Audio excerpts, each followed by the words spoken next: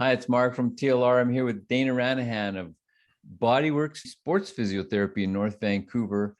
And we're going to talk about car accidents. You've had some snow down there in the big smoke. That's right, Mark. We sure did around Christmas time and just after. We had a lot more snow than we're used to in the lower mainland, that's for sure. And it makes roads pretty slippery. So are you starting to see a lot more car accident kind of cases? Is that what's going on? Yes, that's for sure the case. And usually the case whenever there's a snowfall in the lower mainland, I think a lot of times it's quite wet and slippery. So we end up seeing a lot of car accidents. And that is when people start to come in and get help. Sometimes it takes a bit of time for things to settle down. And this year was definitely a big year for snow. We had a lot of snow around the Christmas time and through the holidays into early January, which was initially quite fluffy and then turned slippy. So I think the conditions were changing and often very difficult for people. And I understand ICBC had a lot more accidents at the end of the year compared to previous years. So it sounds like accidents are up. So I'm expecting we're going to be seeing more of this kind of injury very soon. So what are the typical range of problems that people come in with after a car accident?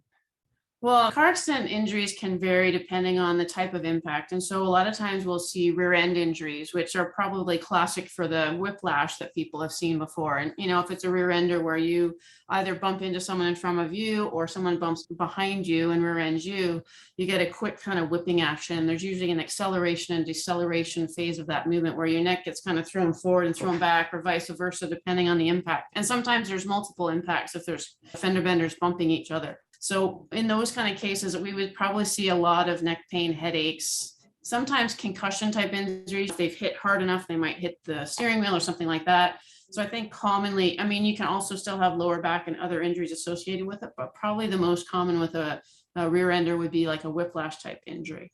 That's the main one. And then there's other impacts where you might have a side impact or if you T-bone a car. And, then you're going to start to get some rotational or twisting type forces that come on. And with our seatbelt is usually like one shoulder across to the opposite hip. There's usually a lot of twisting injuries that can happen in the mid-back. And I think those are probably one of the most difficult ones to resolve because people might even develop quite a bit of low back pain if their mid-back and low back are related together. So depending on the type of impact that's happened and the speed, of course, you'll get a range of things, usually from neck to low back, mid-back pain, and sometimes hip pain and other areas, but those are the prime ones.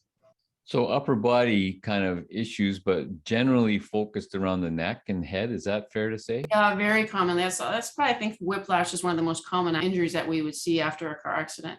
And some people might not think about their neck as referring it, if they've got headaches or sometimes light sensitivity or eyes can be really sensitive, but the neck can play a big role in those components. So there can be other factors like dizziness and nausea. Sometimes people feel unsettled stomach, etc. So the neck and head are big areas of symptoms after a car accident. And sometimes I think people don't know what to do to help themselves in those cases.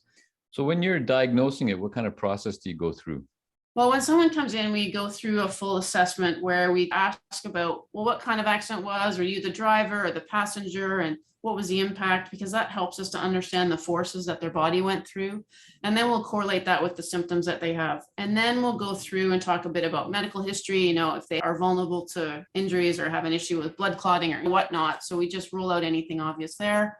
And then we'll go through a full physical exam to determine what structures are involved. Did they sprain a joint? Did they pull muscles? Usually it's kind of a combination of things. Have they pinched a nerve in the process?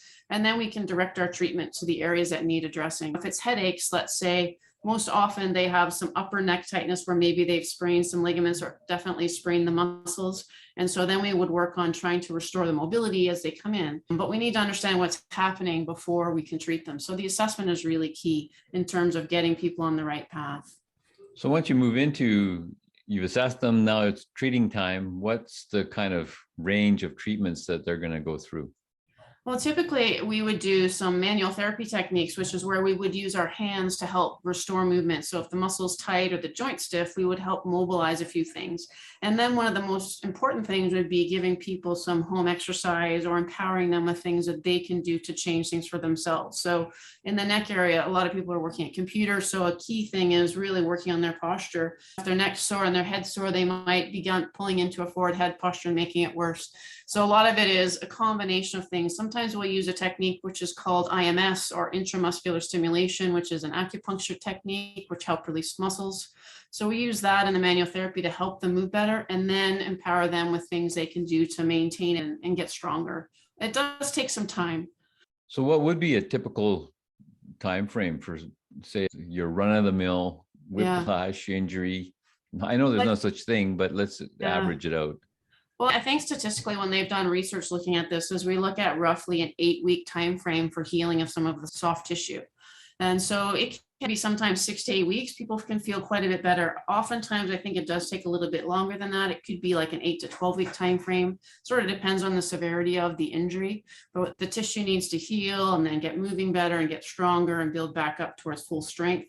So that all takes time. So it could be kind of between 6 to 12 weeks, depending. And how much does it change if somebody's really diligent in doing their home exercises compared to somebody who forgets for a couple of weeks and then goes, oh, just my appointment's tomorrow, I'm going to do them tonight? Exactly. I think you do find that because we all lead busy lives, and sometimes we're in pain. It's hard to stay focused on the things that we need to do to feel better. But sometimes the pain does provoke us. So I think we see a mix, but if you are diligent with your exercises, that makes a huge difference. And honestly, if you can get in earlier and start addressing whatever the issue is sooner, that was also helpful. Sometimes people leave it a long while hoping it will resolve. And then by the time they come, it's a few months down the path, and the process might be a little longer and it might take more work on their part. But honestly, if you're diligent with your exercises and you can work on maintaining your mobility, improving posture, etc., and getting stronger, your recovery will go much faster, most cases.